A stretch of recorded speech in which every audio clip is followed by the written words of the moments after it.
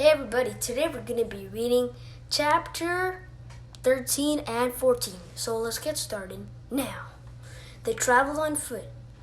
They traveled in empty rail cars. They were always on the move. But in truth, said Bull, we are going nowhere. That, my friend, is the irony of our constant movement.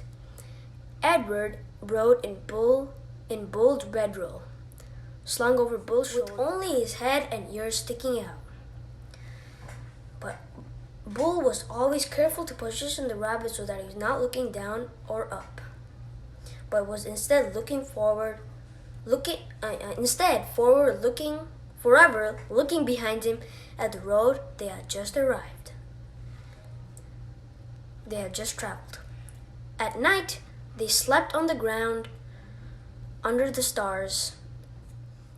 Lucy, after her initial disappointment about Edward being unfit for consumption, took a liking to him and slept curled up beside him. Sometimes she even rested her muzzle on his china stomach, and then the noises she made in her sleep, whimpering and growling and chuffing, resonated inside Edward's body. To his surprise, he began to feel a deep tension. During the night, while Bull and Lucy slept, Edward, with his eyes open, stared up at the constellations. He said their names, and then he said the names of the people who loved him. He started with Abilene, and then went to Nellie and Lawrence, and from there to Bull and Lucy. And then he ended again with Abilene. Abilene, Nellie, Lawrence, Bull, Lucy, Abilene. See? Edward told Peregrina, I am not like the princess. I know about love.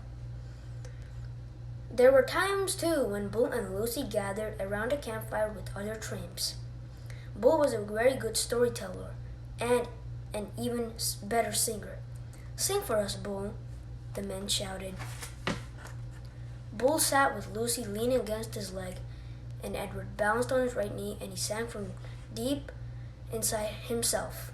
Just as Edward could feel Lucy's whimpers and growls resonate through his body at night, he could also feel the deep, sad sound of Bull's songs move through him. Edward loved it when Bull sang, and he was grateful to Bull, too, for sensing that a dress was not the right kind of clothing for Edward. Malone, said Bull one night, it's not my desire to offend you or comment negatively on your choice of garb. I'm forced to tell you that you stick out like a sore thumb in that princess dress. And also, again, with no wish to offend you, the dress has seen better days. Nellie's beautiful dress had not fared well at the dump or in its subsequent rambling with Bull and Lucy. It was so torn and dirty and full of holes it barely resembled a dress anymore. I have a solution, said Bull. I hope that it meets with your approval. He took his own knit stocking cap and cut a big hole in the top of it, and two small holes on the side of it, and then he took off Edward's dress.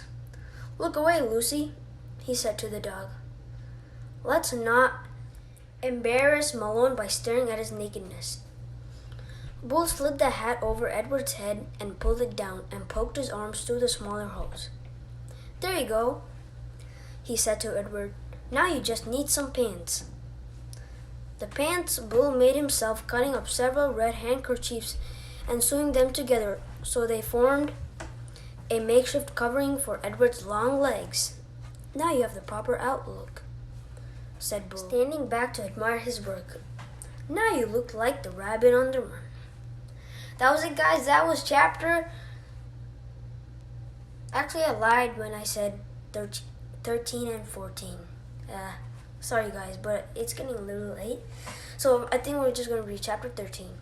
I hope you enjoyed. Please like and hit that subscribe button, and I'll see you in the next video.